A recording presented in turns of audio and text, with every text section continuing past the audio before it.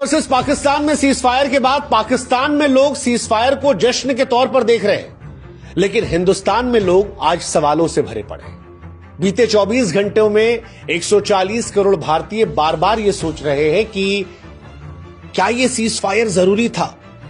क्या ऐसा हो गया कि एक रात में इंडिया सीज फायर को तैयार हो गया, क्योंकि यह लड़ाई पहलगाम के बाद इंडिया ने शुरू की थी। मैं थक चुका हूं दोस्तों, थक गया हूं झूठ बोलते बोलते, मोदी जी को और सेना को डिफेंड करते करते। लेकिन अब और नहीं, पठानकोट हमला हुआ, मोदी जी और सेना सोए रहे। एक जानब भारत पाकिस्तान पर हमला करने की अभी तक धमकियां दे रहा है, तो दूसरी जानब आज इंडिया के मेजर गौरव आर्या ने भी इस बात को तस्लीम कर लिया है कि पाकिस्तान के साथ जंग नहीं की जा सकती। हमारी आर्मी और हमारी नेवी और हमारी एयरफोर्स इस काबिल ही नहीं है कि वो पाकिस्तान आर्मी का मुकाबला कर सके, क्योंकि पहले ही इंडियन आर्मी ने 7 जहाज गिराए हैं और अभी तक वो बेइज्जती भी इनकी खत्म नहीं हुई कि एक बार फिर से ये खुद को जलील करवा रही हैं।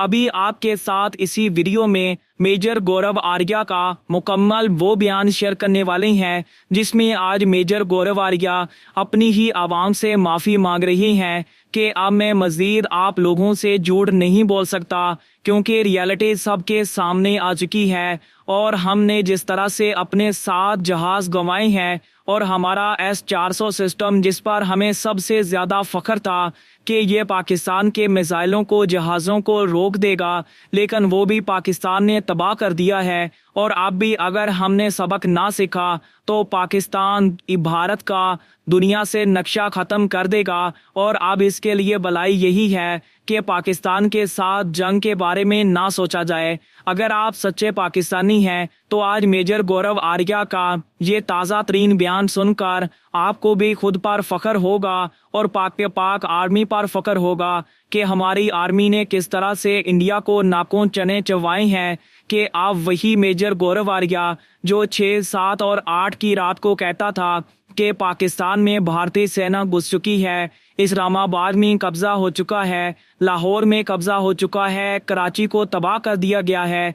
आज वही मेजर गौरव आर्या इस बात को तस्लीम करने पर मजबूर हो चुका है कि हमारी आर्मी पाक आर्मी का मुकाबला ही नहीं कर सकती।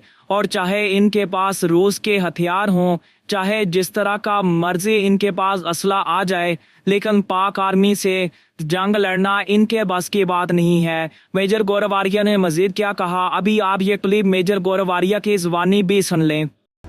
पुलवामा में खून की नदियां बह गई और अब पहलगाम का हमला, और मोदी बिहार में चुनाव की तैयारी में व्यस्त हैं।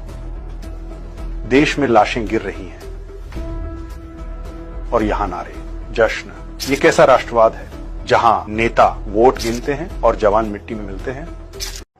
इस वक्त पूरे दिल्ली में लाइट नहीं है क्योंकि पाकिस्तान ने इंडिया के ऊपर एक ऐसा अटैक किया है जिसके बाद से जो उसका ग्रिड स्टेशन है 70% वो ग्रिड स्टेशन उड़ चुका है और पूरा दिल्ली जो है वो अंधेरे में डूबा हुआ है।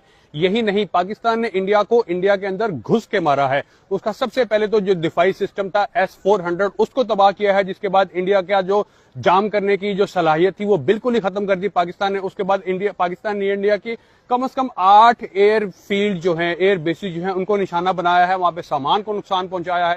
इंडिया की जानब से ईद उल अज़हा पर हमले की तैयारियां भी शुरू की गई हैं, जिसके बाद मेजर गौरव आर्या ने आज लाइव आकर पूरी कौम को ये बताया है कि आप लोग मोदी पर दबाव ना डालें कि वो जंग करे, क्योंकि मोदी ने जिस तरह से अपनी बेइज्जती करवा ली है और जिस तरह से 7 जहाज गिरा लिए हैं, इसके बाद अब इंडियन एयरफोर्स भी इस बात को जान चुकी है कि पाकिस्तान के साथ जंग करके नहीं जीता जा सकता।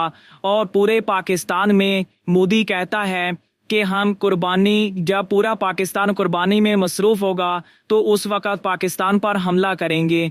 लेकिन असल में मेजर गौरव आर्या आज अपनी ही आवाम को डरा रहे हैं कि अगर पाकिस्तान पर हमला किया गया तो शाहीन 3 मिसाइल इंडिया की तरफ दागे जाएंगे।